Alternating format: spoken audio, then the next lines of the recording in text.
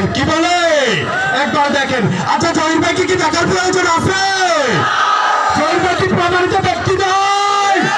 জহির ভাই সুনামের চাকরি বাকি মানুষের সন্তান নয়? জহির ভাই গরিব আরো মানুষের পাশে ছিল না? জহির ভাই সেই নোয়াখালী জুড়ে আন্দোলনে ছিল না?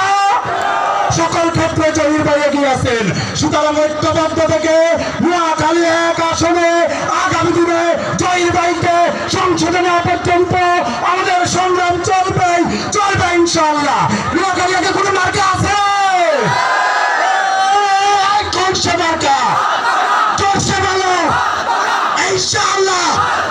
জহির ভাইয়ের হবে হবে কৃষকের, শ্রমিকের, যুবকের, নজওয়ানের, টুপিওয়ালার, দাড়িওয়ালার, রিক্সাওয়ালার ইনশাআল্লাহ।